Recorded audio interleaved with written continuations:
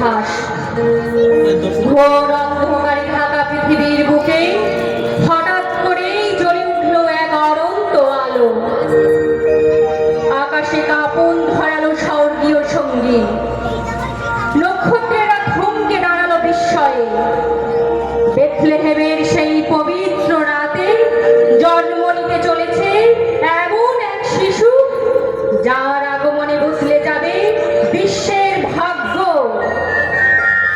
রাজমুকুট নয়, রাজপ্রাসাদ নয়, খড়ের শয্যায় শুয়ে থাকা এক শিশুই আজ বিশ্বের রাজা।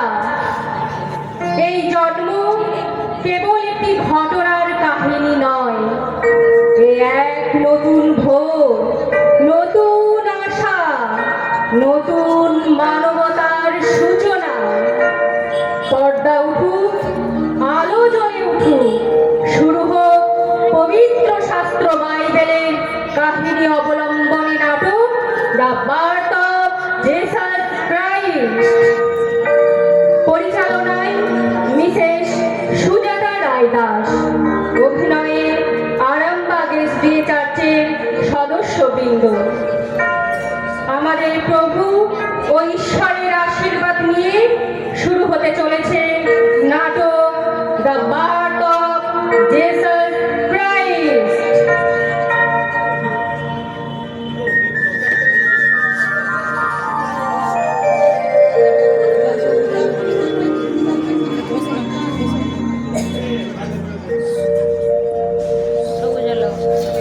হেরোদ যখন জিহুদিয়া প্রদেশের রাজা ছিলেন, সেই সময় সখরীয় নামে একজন যাজক বা পুরোহিত ছিলেন। তার স্ত্রীর নাম এলিজাবেথ। তারা দুইজনেই ঈশ্বরের চোখে ধার্মিক ছিলেন। প্রভুর সমস্ত আদেশ ও নিয়ম তারা নিখুঁতভাবে পালন করতেন। তাদের কোনো সন্তান হয়নি, কারণ এলিজাবেথ বন্ধ্যা ছিলেন। এছাড়া তাদের বয়সও খুব বেশি হয়ে গিয়েছিল। একবার নিজের পালার সময়ে সক্রিয় পুরোহিত হিসেবে যাজকের কাজ করছিলেন, আর সেই সময়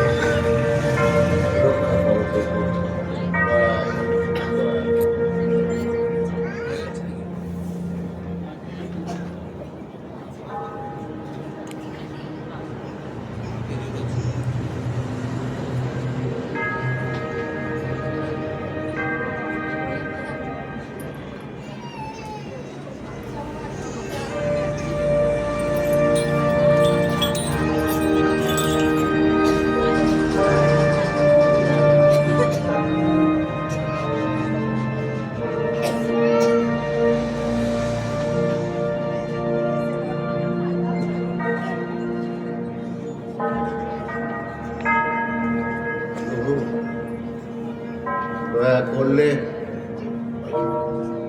আমাকে তুমি এই মন্দিরের যাজকত্ব করার সুযোগ দিয়েছ, তোমাকে ধন্যবাদ জানাই প্রভু। প্রভু, এই বয়সেও 100 বছর বয়স আমার, 100 বছর বয়সেও তোমার মন্দিরে পৌরোহিত্য করছি। তোমার জাতির কাছে তোমার কথা বলতে পারছি। তোমার গৌরব হোক, তোমার মহিমা হোক, তোমার প্রশংসা হোক।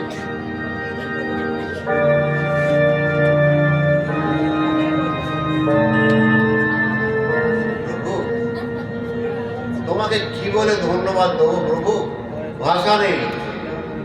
এত পাপ অন্যায় করার পরেও তুমি আমার জাতিকেও রক্ষা করেছো, আমাকেও রক্ষা করেছো। আর যেন ভুল ত্রুটি অন্যায় অপরাধ পাপ আর না করি প্রভু। প্রভু তুমি তুমি পাপ ক্ষমা করেছো, আরো জ্ঞানত অজ্ঞানত যদি কোনো পাপ করি প্রভু তুমি ক্ষমা করো প্রভু। তুমি আমার পাপ ক্ষমা করো, তাহাতে আমি ক্ষমা পাইব। তুমি আমার পাপ ক্ষমা করো, তাহাতে আমি ক্ষমা পাইব। এ সদা প্রভু বাহিনী গণের ঈশ্বর, আমাদিগকে ফিরাও। হে সদা প্রভু বাহিনী গণের ঈশ্বর, আমাদিগকে ফিরাও। আমরা তোমার নামে গাহিব, আমরা তোমার নামে গাহিব। তুমি আমাদিগকে সঞ্জীবিত করো, তুমি আমাদিগকে সঞ্জীবিত করো। সঞ্জীবিত করো প্রভু, সঞ্জীবিত করো। প্রভু পাপ ক্ষমা করলে প্রভু, পাপ ক্ষমা করার পর যেটা আমাদের সব থেকে দামি সম্পদ প্রভু, তোমার কাছ থেকে মুক্তি, পরিত্রাণ। তুমি তোমার মুখ আমাদের দিকে ফেরাও, তোমার উজ্জ্বল মুখ যেন আমরা দেখতে পাই। তোমার মুখে আছে পরিত্রাণ, তোমার সেই উজ্জ্বল মুখের দর্শনের অপেক্ষা করছি প্রভু।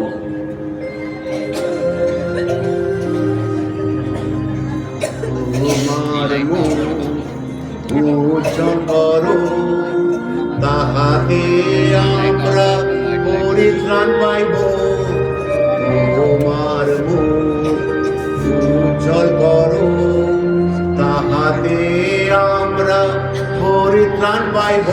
হে সদা প্রভু বাহিনী গণের ঈশ্বর, আমাদিগকে ফিরাও। হে সদা প্রভু বাহিনী গণের ঈশ্বর, আমাদিগকে ফিরাও। আমরা তোমার নামে গাহিব, আমরা তোমার নামে গাহিব। তুমি আমাদিগকে সঞ্জীবিত করো, তুমি আমাদিগকে সঞ্জীবিত করো। তুমি সঞ্জীবিত করো, সঞ্জীবিত করো, সঞ্জীবিত করো।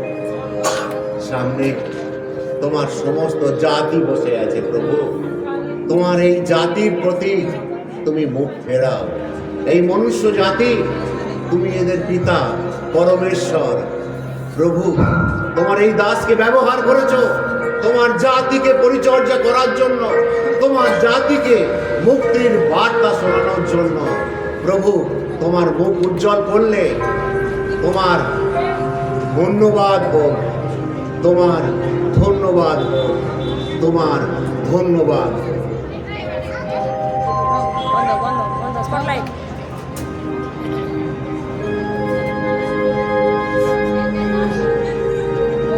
সকলেও ভয় করো না, মহান ঈশ্বর তোমার প্রার্থনা শুনেছেন। তোমার স্ত্রী তোমার জন্য একটি পুত্র সন্তান প্রসব করবে। তুমি তার নাম যৌবনে রাখবে। এতে তোমাদের আনন্দ হবে এবং অনেকের আনন্দ হবে, কারণ প্রথম থেকেই সে পবিত্র আত্মায় পরিপূর্ণ থাকবে আর অনেক মানুষকে সে ঈশ্বরের দিকে ফেরাবে। প্রভু, প্রভু আমি কি করে জানবো? আমার তো প্রভু অনেক বয়স হয়ে গেছে প্রভু। আমার আমার আমার স্ত্রীরও অধিক বয়স হয়েছে প্রভু। প্রভু এটা সম্ভব? এটা কি করে সম্ভব প্রভু? 90 বছর বয়স হয়ে গেছে, এটা কি করে সম্ভব? আমার স্ত্রীর 90 বছর বয়স হয়ে গেছে প্রভু, এটা কি করে সম্ভব? আমার নাম গ্যাব্রিয়েল। আমি ঈশ্বরের সামনে দাঁড়িয়ে থাকি। মহান ঈশ্বর এই সংবাদ দেওয়ার জন্য তোমার কাছে আমাকে পাঠিয়েছেন।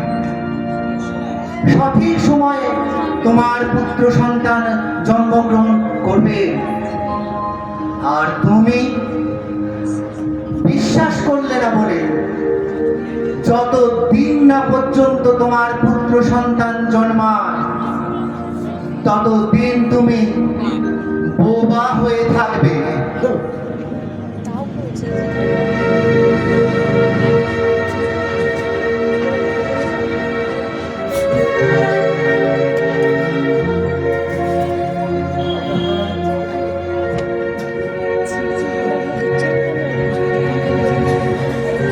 ভাই পাচ্ছে কথা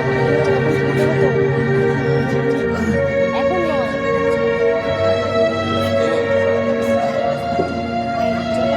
আমি দেখলে যখন কোনো বোবা হয়ে থাকবো তখন বলবো এরপর মন্দিরের ভিতর থেকে সক্রিয় বাইরে আসতে পারলেন না। লোকেরা সকলে ভাবছেন যে তার ভেতরে কি হলো, তিনি কি করছেন, তিনি কি মারা গেলেন, তার অবস্থা কি, তিনি কি কোনো দর্শন পেয়েছেন? সকলে অবাক হয়ে গেল। কি হলো কি হলো, উনি ঢোকাচ্ছে না কেন? উনি অসুস্থ হয়ে যাননি তো? নাকি উনি সোনা প্রভু, আমাদের পুরোহিতকে রক্ষা করুন। উনি কি কিছু দর্শন পেয়েছেন?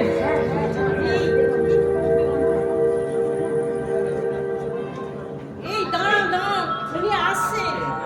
আরে ওনাকে যেন কেমন একটা অস্বাভাবিক অস্বাভাবিক হ্যাঁ, হ্যাঁ, তাই তো তাই তো তাই তো। চলুন চলুন, ওনার সাথে ধরে আনতে হবে, ওনাকে ধরে আনতে হবে। চলুন চলুন চলুন, আমরা সবাই মিলে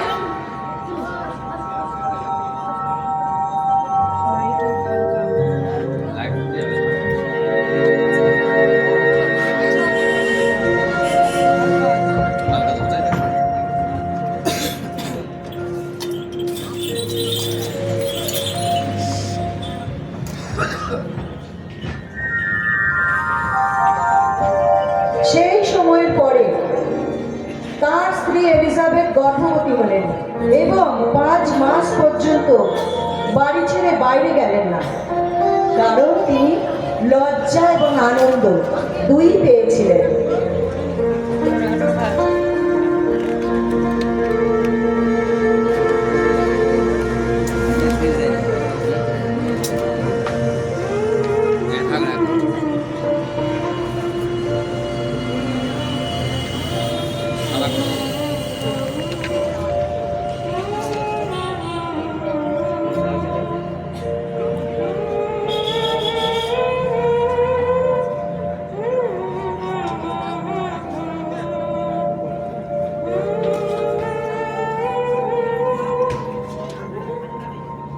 না, সন্ধ্যার সময় হয়ে এলো। যাই, আমি সদাপ্রভুর কাছে আমার প্রার্থনা নিবেদন করি।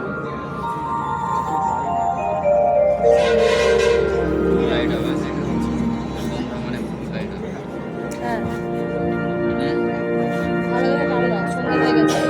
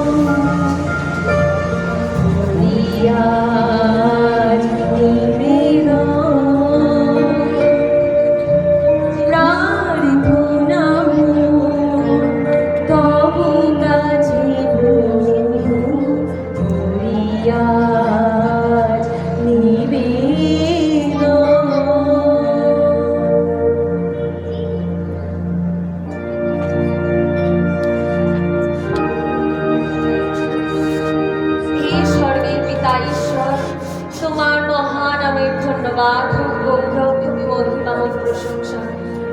প্রভু তুমি স্বর্গের রাজা, স্বর্গ তোমার সিংহাসন, পৃথিবী তোমার পা রাখার জায়গা।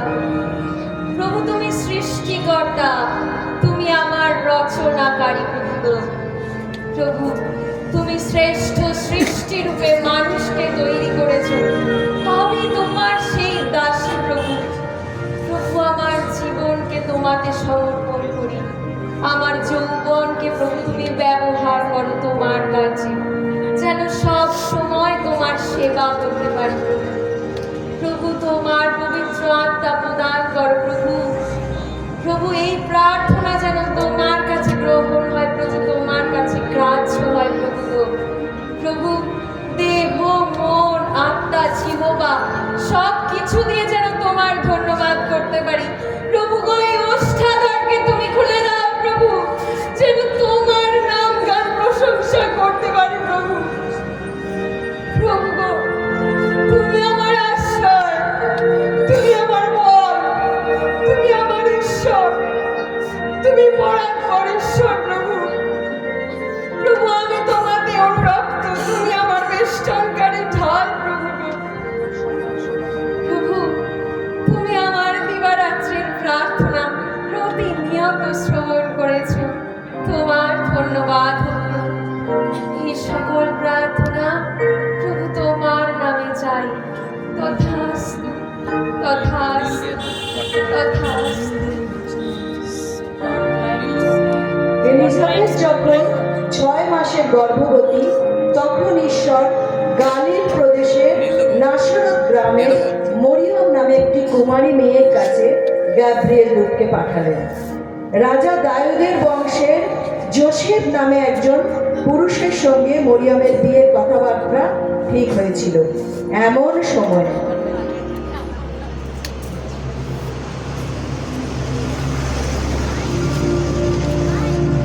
কুমারী,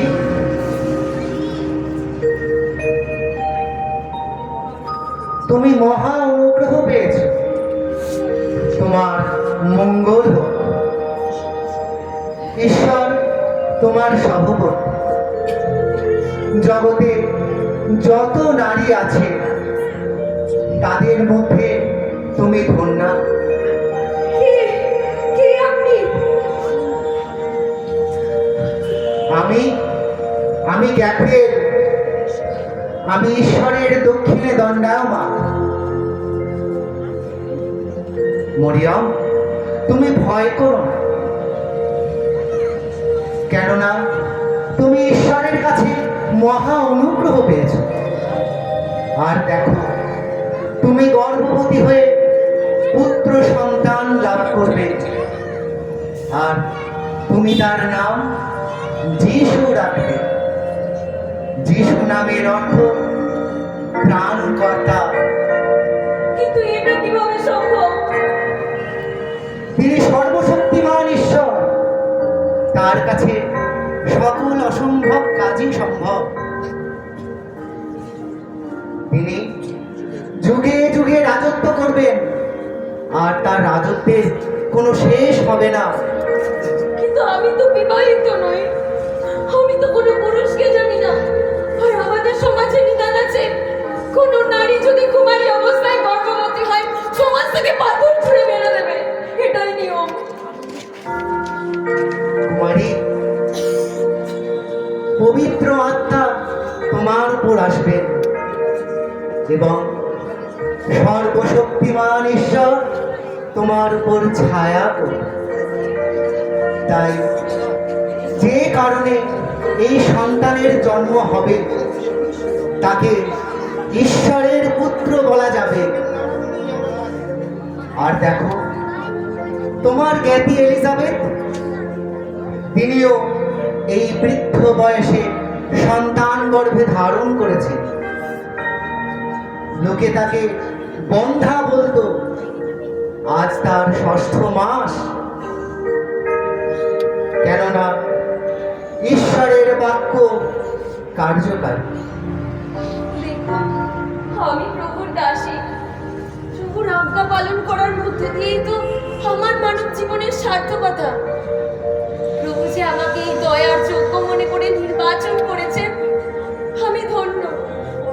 আপনার কথা মতো ঈশ্বরের আজ্ঞা আমার জীবনে সাধিত হোক।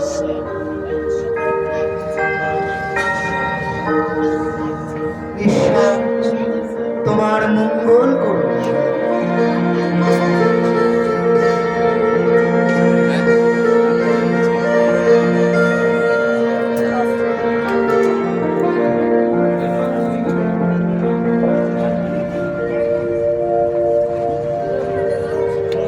আমি আমি এখনই জিউদিয়া প্রদেশে সেই গ্রামে যাব যেখানে এলিজাবেথের বাড়ি। কতদিন তাদের দেখি না, কতদিন তাদের সঙ্গে আনন্দ করিনি। এত বড় একটা আনন্দের খবর আমি তাদের সাথে ভাগ করে নেব। আমি যাই, আমি সেখানে যাবার জন্য প্রস্তুত হইনি। আমি এখনই সেখানে যাবার জন্য প্রস্তুত হইনি।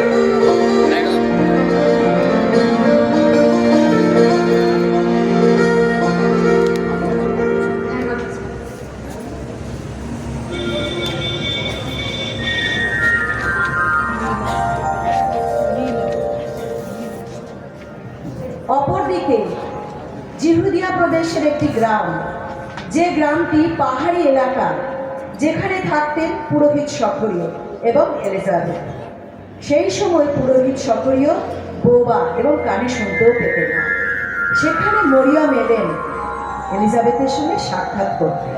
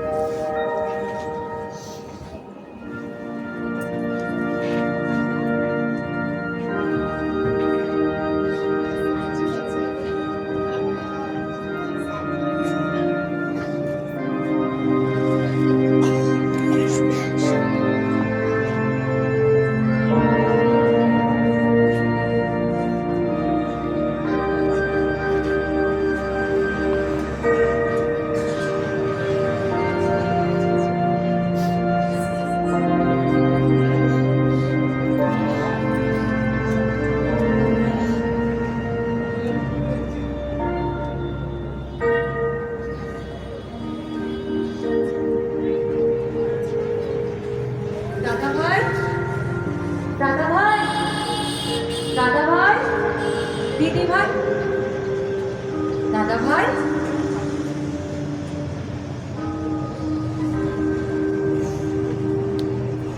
দাদা ভাই, আমি মরিয়ম। তুমি আমায় চিনতে পারছো?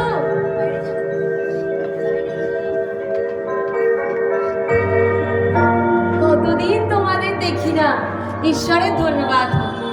এখন তুমি কেমন আছো? কতদিন পর তোমাদের এখানে এলাম।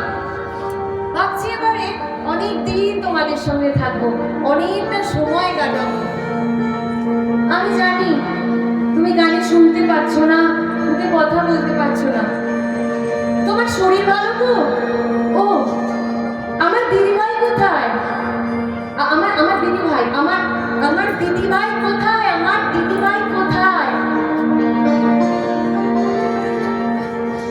কি জানি সেদিন মন্দিরে কি হয়েছিল, লোকের মুখে শুনলাম সেখানে এমন কিছু হয়েছিল যার জন্য দাদাভাই কানেও শুনতে পাচ্ছেন না আর মুখেও কিছু বলতে পারছেন না। আচ্ছা, দাদাভাই কি আমার মতো কোনো প্রভুর দর্শন পেয়েছিলেন নাকি অন্য কিছু হয়েছিল?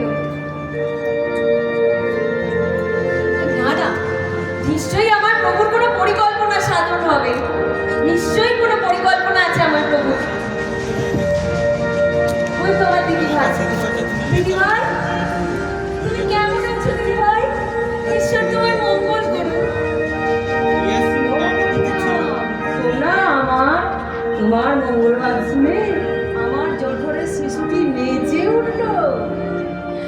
আমার প্রাণ প্রভুর মহিমা কীর্তন করছে। চলো আমরা সকলে মিলে একসাথে প্রভুর স্তব গান করি, তার প্রশংসা গীত গাই। ধন্যবাদ ধন্যবাদ পেয়েছি কত আশীর্বাদ, ধন্যবাদ ধন্যবাদ পেয়েছি কত আশীর্বাদ, সুখে দুঃখে সহায় করেছো তুমি, সুখে দুঃখে সহায় করেছো তুমি, ধন্যবাদ ধন্যবাদ পেয়েছি কত আশীর্বাদ, ধন্যবাদ ধন্যবাদ পেয়েছি কত আশীর্বাদ।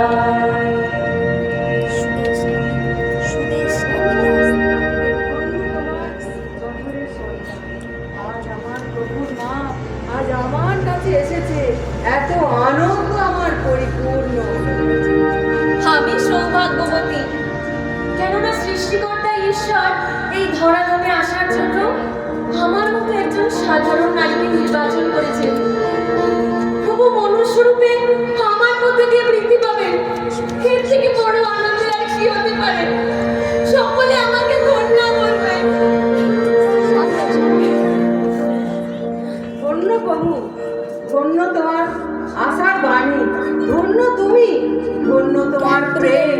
এই সামান্য মানুষের জন্য আজ এসেছো তুমি, আমাদের আনন্দ আজ পরিপূর্ণ হলো। জুতো খুলবে না। আমার অন্তর আমার ঈশ্বরকে নিয়ে ভরে উঠেছে, আমার আত্মা আমার প্রাণকর্তা ঈশ্বরে উল্লাসিত হয়েছে। কেননা চন্দ্র যেমন সূর্যের আলোয় আলোকিত হয়, আজকের পর থেকে আমি আমার প্রভুর আলোয় আলোকিত হব। সমাজের কাছে আমি প্রভুর দীপ্তি বহন করব। প্রভু অভাবীদের প্রতি দয়া করেন, দীন দরিদ্রদের প্রতি দয়া করেন। তিনি কত মহান, তিনি কত পবিত্র, তিনি আমার জন্য কত পবিত্র কাজ করেছেন। যেমন তিনি আব্রাহাম ইসরায়েলকে সাহায্য করেছেন, চিরকাল সাহায্য করেছেন। যারা তার উপর ভক্তি করে, বিশ্বাস করে, ভরসা রাখে, তিনি চিরকাল বংশের পর বংশ ধরে তাদের প্রতি করুণা বর্ষণ করেন। ঈশ্বর তোমার ধন্যবাদ হোক, তোমার ধন্যবাদ হোক, তোমার ধন্যবাদ হোক।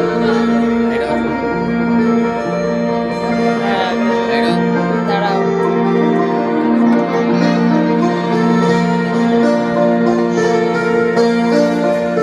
যীশু খ্রিস্টের জন্ম এইভাবে হয়েছিল। যোসেফের সঙ্গে যিশুর মা মরিয়মের বিয়ে ঠিক হয়েছিল, কিন্তু তারা একসঙ্গে বাস করবার আগে পবিত্র আত্মার শক্তিতে মরিয়ম গর্ভবতী হয়েছিলেন। অপরদিকে যোসেফ ছিলেন সৎ ও ধার্মিক, তাই তিনি মরিয়মকে লজ্জা ফেলতে চাইলেন না, গোপনে তাকে ছেড়ে দেবেন বলে ঠিক করলেন। যোসেফ যখন এইসব ভাবছেন এমন সময় ওরা বসবে।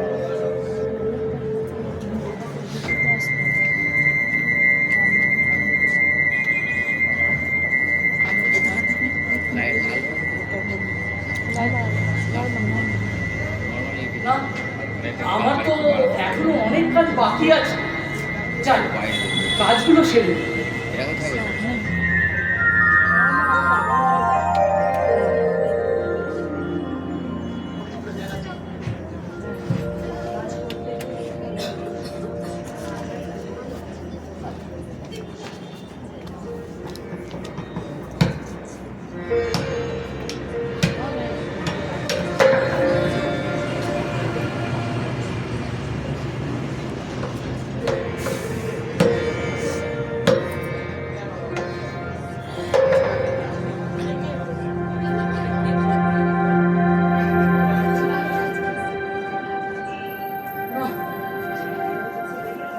আজ আর কাজ করতে পারছি না।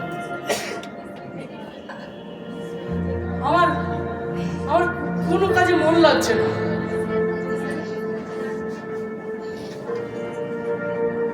আমার বাগদত্তার স্ত্রী মরিয়াম সন্তান সম্ভবা? কি করে তা সম্ভব? আমাদের তো এখনো বিয়েই হয়নি। আমি এখন কি করি? মরিয়াম তো এমন মেয়ে নয়, ও তো খুব সৎ, ধার্মিক এবং ঈশ্বরে বিশ্বাসী।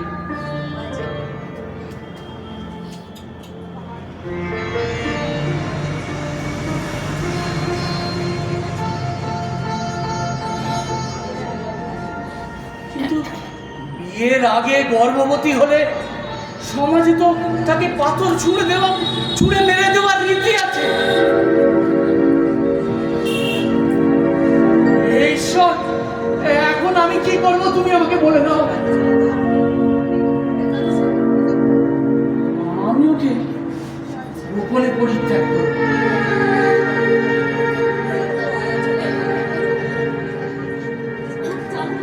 আজ আর আমি কিচ্ছু ভাবতে পারছি না।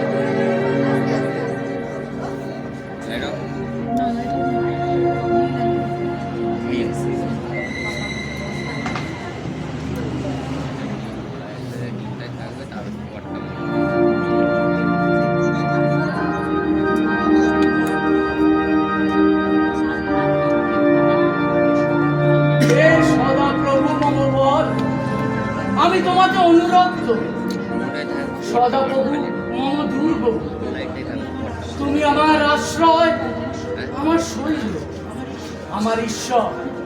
আমি তোমাতে নির্ভর করি। এই প্রার্থনা তোমাকে নিবেদন করলাম। তথাস্তু, তথাস্তু, তথাস্তু।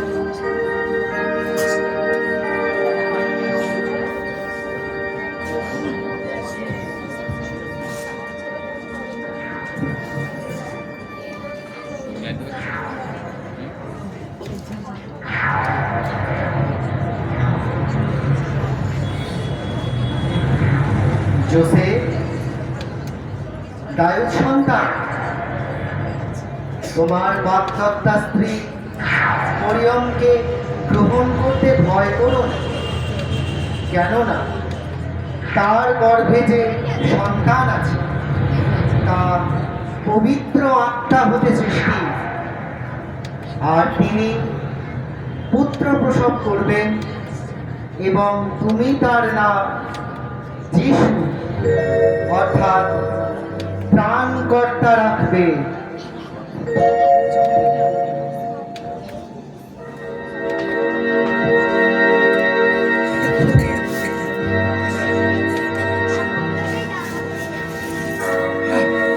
ধন্য ধন্য হে প্রভু, তোমার আশীর্বাদ আমি মাথা পেতে নিলাম। এখন আমি বুঝলাম, এই জগতে যার আসার কথা ছিল, এই জগতে যার আসার কথা ভবিষ্যৎবাণী করা ছিল, তিনিই আসছেন। আমি আজই যাব মরিয়াম এবং তার সন্তান যিশুর দায়িত্ব নিতে। আমি আজই যাব। আমি তাদের দেখাশোনা করার দায়িত্ব পেয়ে নিজেকে ধন্য মনে করছি। এইভাবে ঈশ্বরের ব্যবস্থা যেন সিদ্ধ হয়, সিদ্ধ হয়।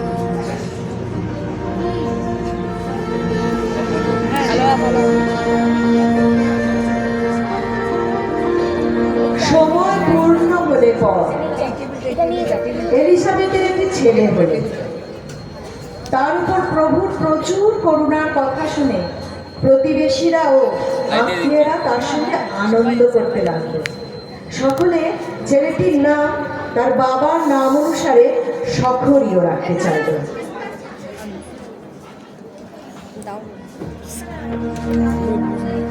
কথা অনুযায়ী এই বাচ্চাটার নাম সফরিয়া রাখা উচিত। হ্যাঁ, তাই তো নিয়ম।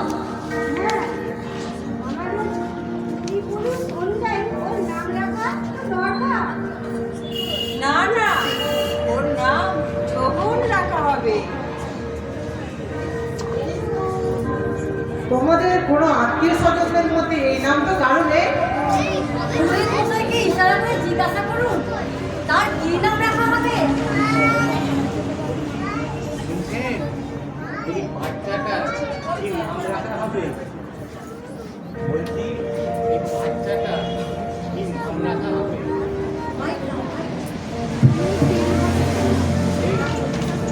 এই বাচ্চাটা কি নাম রাখা হবে?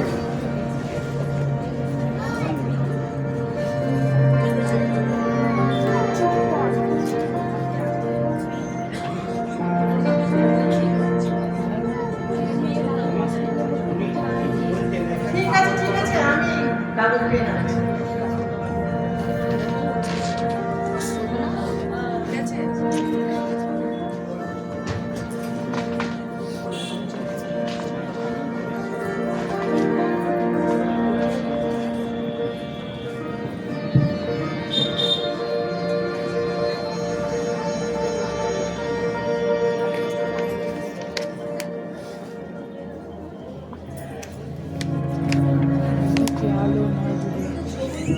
এই দেখেছো?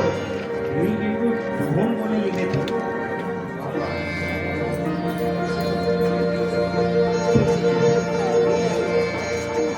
দেখো দেখো, উনি কিন্তু জোহর বলে লিখে দিয়েছে। কি আশ্চর্য, উনি কানও শুনতে পান না, মুখও কিছু বলতে পারে না, অথচ জোহর লিখে দিয়েছেন। নিশ্চয় এই শিশুটি বড় হয়ে কোনো ভাববাদী হবে। এই শিশুটা বড় হয়ে পুরো পথ দেখাবে।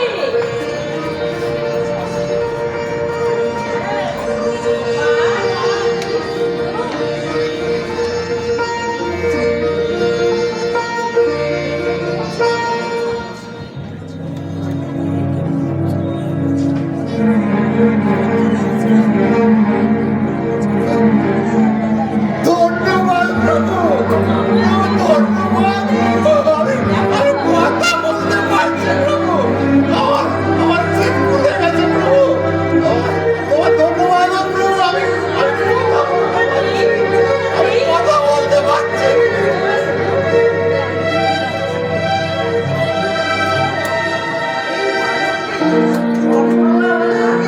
কেমন অস্বাভাবিক অস্বাভাবিক মনে হচ্ছে না? হ্যাঁ, সেটাই তো দেখছি।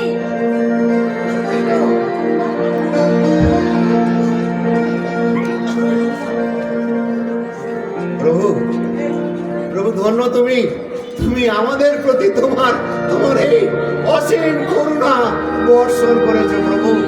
প্রভু, প্রভু, প্রভু তুমি মানুষের মুক্তি সাধনের জন্য আমার সন্তানকে তুমি পথ প্রদর্শক করে পাঠিয়েছো প্রভু। প্রভু, যে ত্রাণকর্তা জন্মগ্রহণ করবে তার পথ প্রস্তুত করার জন্য তুমি আমার সন্তান জোহরকে তুমি পাঠিয়েছো প্রভু।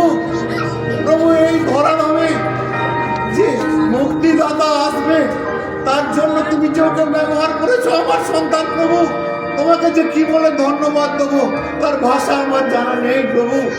এইভাবে তুমি সমস্ত মানুষের কান্না শুনেছো প্রভু, যে মানুষ অন্ধকারের মৃত্যু ছায়ার উপত্যকা দিয়ে গমন করছে, মনে অশান্তি, ভয়, গ্লানি, তাদেরকে আলো দেখাতে, মুক্তির পথ দেখাতে তুমি সেই মুক্তিদাতা যে আসছে প্রভু, প্রভু সেই খবর পাঠানোর জন্য এই আমার সন্তান জোহরকে পথ প্রদর্শক করে তুমি পাঠিয়েছো। সেই পরিত্রাতা আসবে প্রভু। প্রভু, তোমাকে কি বলে ধন্যবাদ দেবো তার কোনো ভাষা নেই। আমার মনের মণিকোঠায় যা আছে সমস্ত কিছু তোমার চরণে উজাড় করে দেই প্রভু। হে একমে বান্দেতীয় পরমেশ্বর, যিনি সর্বশক্তিমান, পিতা হতে আগত, জ্যোতির জ্যোতি, সনাতন ঈশ্বরের সনাতন ঈশ্বর, যিনি স্বর্গ থেকে অবতরণ করলেন এবং মানবের অবয়ব ধারণ করলেন, মানবের মুক্তির জন্য তিনি এলেন আর আমাদেরকে তিনি মুক্তি দিলেন। এখন এখন আমরা জানি প্রভু, আমরা জানি এখন যে আমরা আমরা সেই মুক্তি পেয়েছি প্রভু, সেই মুক্তি আমরা পেয়েছি প্রভু, পাচ্ছি প্রভু, আমরা অনুভব করতে পারছি আমাদের হৃদয় দিয়ে প্রভু। প্রভু তুমি আমাদেরকে এই মুক্তি পাওয়ার জন্য তুমি আমাদেরকে যোগ্য রেখো প্রভু, যোগ্য রেখো, যোগ্য রেখো প্রভু। তোমার তোমার ধন্যবাদ হোক, তোমার ধন্যবাদ হোক, তোমার ধন্যবাদ।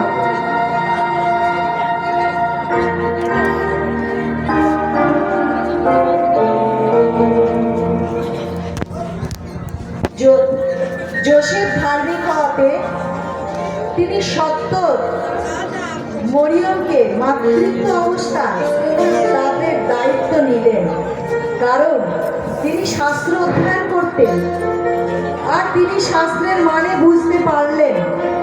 তিনি বুঝতে পারলেন যে ঈশ্বর বাক্য, আর সেই বাক্য মাংসে মূর্তিমান হতে চলেছে।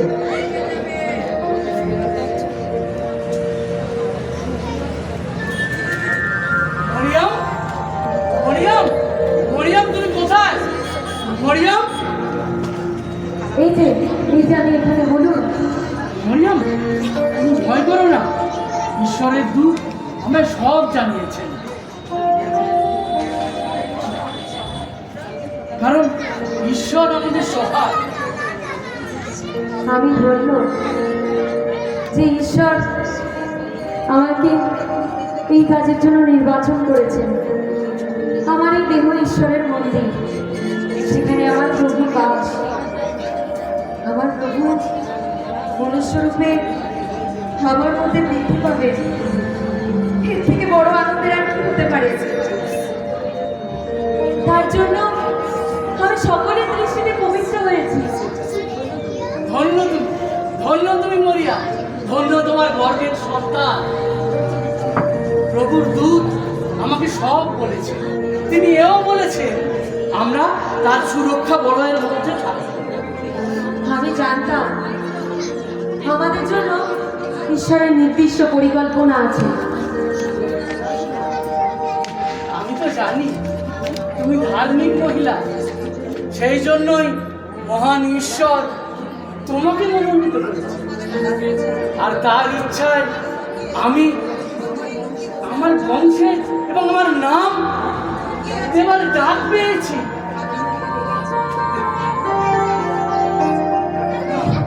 ঈশ্বরের ধন্যবাদ হোক, আমি নিজেকে ঈশ্বরের কাছে উৎসর্গ করেছি। প্রভুর ভাববাণী আমার মধ্যে দিয়ে পরিপূর্ণ হোক। তুমি জগতে ঈশ্বর জননী চিরকুমারী মা মরিয়াম হয়েই থাকছে।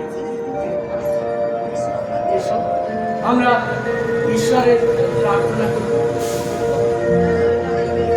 তোমারি মনোনয়ন, তোমারি দয়ার দান, তোমাতে জীবন পেলাম, এ আমার প্রাণের গান। তোমারি মনোনয়ন, তোমারি দয়ার দান,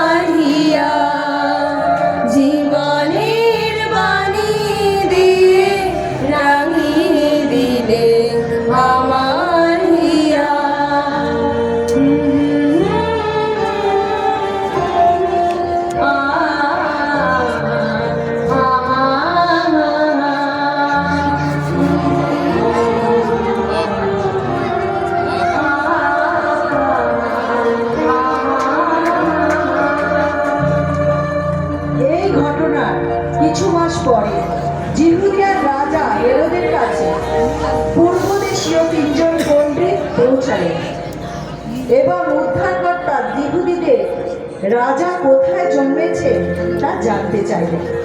জিহুদীদের আর একজন রাজা জন্মেছেন জেনে মহা ক্রুদ্ধ হলেন। চতুরতার মাধ্যমে হেরোদ রাজা নিজের রাগ দমন করলেন। তারপর রাজ্যের সমস্ত গণৎকার, মন্ত্রবেত্তা, অধ্যাপকগণকে একত্র করে তাদের থেকে জেনে নিলেন যীশু খ্রিস্ট মানে ত্রাণকর্তা, যিনি মানুষের জন্য অভিষিক্ত, তিনি জিহুদিয়ার বেথলেহেমে জন্ম নিয়েছেন। না, রাজা হেরোদের কাছ থেকে আমরা কোনো সাহায্যই পেলাম না। তাহলে এখন কি হবে পণ্ডিত মশাই?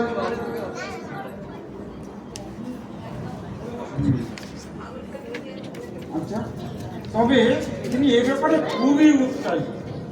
তিনি বলেছেন যে আমাদের ত্রাণকর্তাকে প্রণাম করতে আসবে। আরে বাবা, আগে তাকে পাই, তার কাছে যাই, তাকে প্রণাম করি, তারপরে না হলে রাজপ্রাসাদে গিয়ে আমরা রাজাকে এই সংবাদ দিয়ে আসবো। কিন্তু সেখানে যাওয়ার রাস্তা তো আমাদেরকেই খুঁজে বার করতে হবে। আচ্ছা আচ্ছা পণ্ডিত মশাই, আমরা ওই পূর্ব দেশ থেকে যেভাবে এই জিন্দি রাজ্য পর্যন্ত এসেছি, আমরা তো সেভাবেই আমাদের রাজার কাছে পৌঁছাতে পারি। তাই তো, আমরা সেই তারার পথ ধরেই তো আমরা সেখানে পৌঁছাতে পারি। কিন্তু সেই তারা কোথায় পাবো? কোথায় সেই তারা যাকে দেখতে চাই আমরা? কোথায় সেই তারা? ওই তো, হ্যাঁ, ওই তো সেই তারা, ওই তো ঠিক। ওই তারাটাকেই আমরা যাক বাবা, এবার নিশ্চিন্ত হওয়া হবে। এবার রাজা হেরোদের সাহায্য ছাড়াই আমরা ঠিক আমাদের মুক্তিদাতা রাজার কাছে পৌঁছে যাব। যে তারা আমাদের এই পূর্ব দেশ থেকে পথ দেখিয়ে এই জিহুদি রাজ্য পর্যন্ত নিয়ে এসছে, সেই তারাই আবার আমাদের পথ দেখিয়ে রাজাধিরাজ মহারাজের কাছে পৌঁছে দেবে। সেখানে গিয়ে আমরা প্রণাম করে তার পায়ে স্বর্ণ, কন্দুরি, গন্ধরাজ উপহার দেবো। আর এভাবেই আমরা যে গণনা করেছিলাম তা সফল হবে। চলুন চলুন চলুন, আমরা ওই বেথলেহেমের দিকে যাই। চলুন।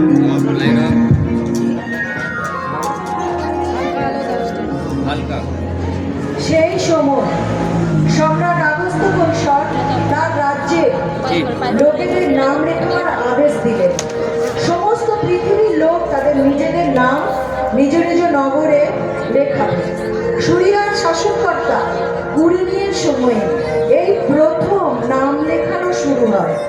সবাই নিজ নিজ নগরের নাম লেখাতে গেল। সেই সময় যোসেফ ও মরিয়মকে নিয়ে গালিলের নাসরত নগর থেকে জিহুদিয়ার বেথলেহেম নামক দাউদ নগরে নাম লেখাতে গেলেন। তখন মরিয়মের প্রসবকাল প্রায় সন্নিকট ছিল।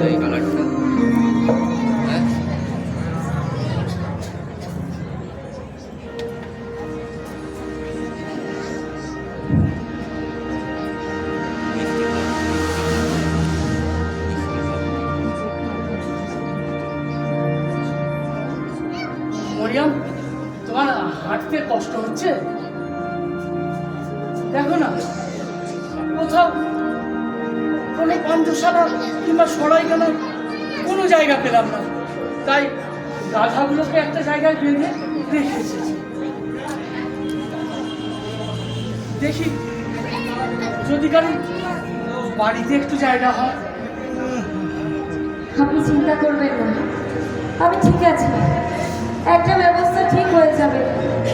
ঈশ্বর আমাদের সহায়। আসলে আমি ভাবতে পারিনি যে কোনো সরাইখানা কিংবা পান্থশালায় কোনো জায়গা পাওয়া যাবে না। তুমি এখানে একটু অপেক্ষা করো, আমি সামনের ওই বাড়িতে একবার দেখে আসি। তুমি থাকো।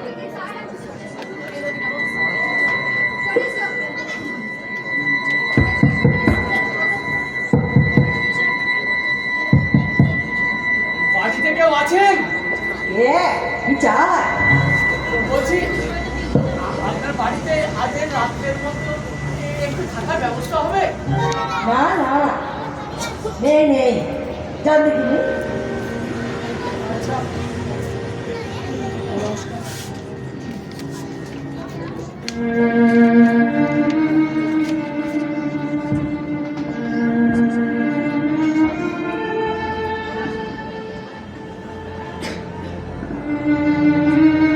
তুমি চিন্তা করো না, একটা না একটা ব্যবস্থা নিশ্চয়ই হবে। চলো, তুমি ওই রাস্তার কাছে একটু অপেক্ষা করো। চলো। আস্তে।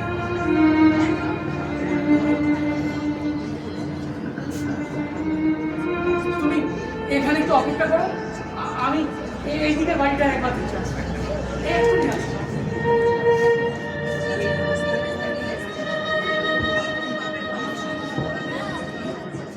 শুনছেন? কেউ আছেন? আমার সাথে আমার গর্ভবতী স্ত্রী আছে। যদি রাতের মতো একটু থাকার ব্যবস্থা হতো, খুব উপকৃত হতাম। কেউ কি আছেন? কে কে কে? হ্যাঁ, আমাদের এখানে লোক এত ভর্তি হয়ে গেছে যে থাকার জায়গাই নেই, টিল রাখার জায়গাই নেই, আমার জায়গা খুঁজতে এসছে। আচ্ছা, নমস্কার। বলে শুনছেন? একটু এদিকে আসবেন।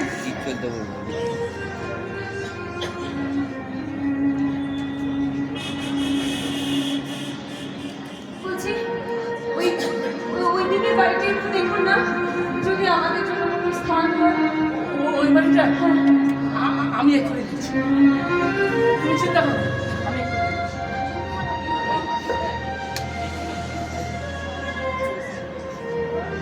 বাড়িতে কোনো সহৃদয় ব্যক্তি আছেন? আমার সাথে আমার স্ত্রী আছে, ওর প্রসবকাল সন্নিকট। যদি আজকে রাতের মতো একটু থাকার ব্যবস্থা হতো। ওর অবস্থা খুব খারাপ, দেখুন না, দয়া করে যদি একটু জায়গার ব্যবস্থা করা যেত। কে কি বলছে? বলছি, আমার সাথে আমার অন্তঃসত্ত্বা স্ত্রী আছে, ওর অবস্থা খুব খারাপ। যদি আজ রাতের মতো একটু থাকার ব্যবস্থা হতো। দেখুন, জায়গা তো নেই বাড়িতে, তো আমার গোশালায় হয়তো খালি আছে, কিন্তু আমার গোশালায় হয়তো একটু জায়গা পেতে পারে। হ্যাঁ হ্যাঁ, ওতেই হবে, ওতেই হবে। আপনি একটু আমাদের দেখিয়ে দিন। তাহলে চলুন।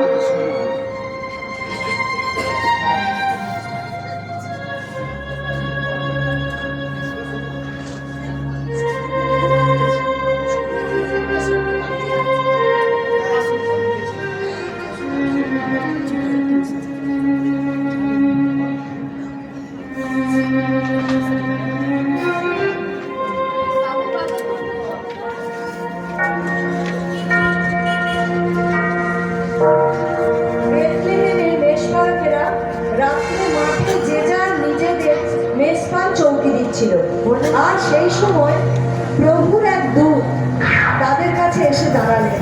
মেষপালকরা ভয় পেয়ে গেল। কি কি কি হয়েছে? কি হয়েছে? কি হয়েছে? এত আলো কেন? এত আলো কেন? এত আলো কেন? ভয় করো না, কেননা দেখো, আমরা তোমাদেরকে মহা আনন্দের একটি সুসংবাদ জানাতে এসেছি। এই আনন্দ সমস্ত মানুষের, কারণ আজ তোমাদের জন্য ত্রাণকর্তা জন্ম নিয়েছেন। তিনি যীশু খ্রিস্ট, অভিষিক্ত ত্রাণকর্তা। তোমরা দেখতে পাবে একটি শিশুকে কাপড়ে জড়িয়ে জাপপাত্রের শরীরে রাখা হয়েছে। এটাই তোমাদের জন্য চিহ্ন।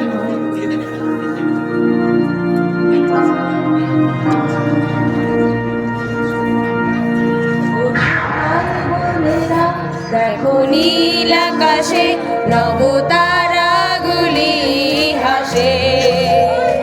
আজ মেরির কোলে রাজা যীশু শুয়ে করা দিলেন পাপী তরে।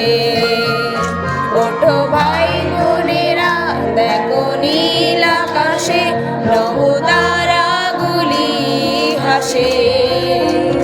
আজ মেরির কোলে রাজা যীশু শুয়ে ধরা দিলেন পাপী তরে।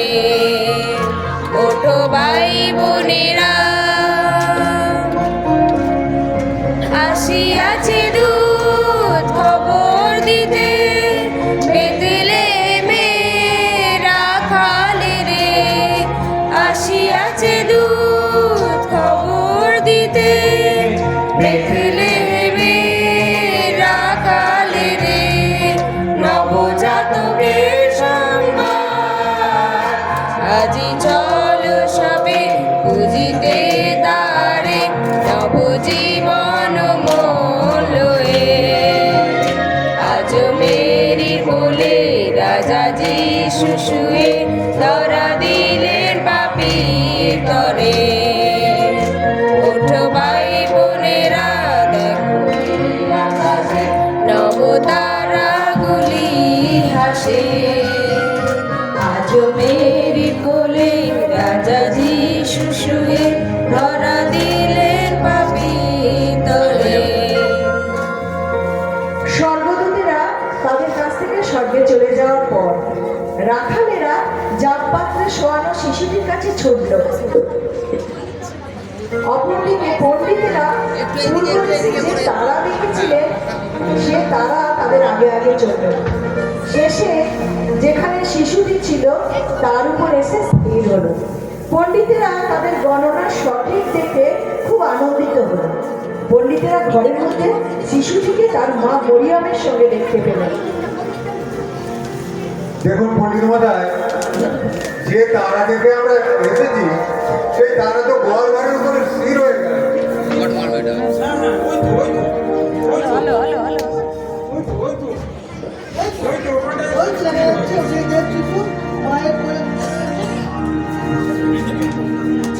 নমস্কার নমস্কার, আমরা ওই পূর্ব দেশ থেকে আসছি। আমাদের ত্রাণকর্তা উদ্ধারকর্তা রাজা ধীরাজ এখানে জন্মগ্রহণ করেছেন, তাই তাকে প্রণাম জানাতে এসেছি। আসুন আসুন। হ্যাঁ মাতা, আমরা গণনা করে জেনেছি যে আমাদের ত্রাণকর্তা এই ভূমিতে জন্মগ্রহণ করেছেন। এই জন্যই দেখি কি দেখলাম, মূল প্রাণ পড়ে গেল। দেখি দেখি আলোর জ্যোতি ছড়িয়ে পড়ছে চতুর্দিকে, যেন স্বর্গ থেকে মর্ত পর্যন্ত তার বিস্তৃত। ধন্যবাদ ধন্যবাদ প্রভু, ধন্যবাদ ধন্যবাদ তোমার মহিমা প্রভু, ধন্যবাদ তোমার মহিমা, ধন্য তোমার আবির্ভাব, ধন্য তোমার পরিকল্পনা প্রভু। প্রভু যিশায়ের সেই মানে আজ পরিপূর্ণ হল। ধন্যবাদ ধন্যবাদ ধন্য মাতা, ধন্য পিতা, আমাদের এই পুত্র উপহার আপনি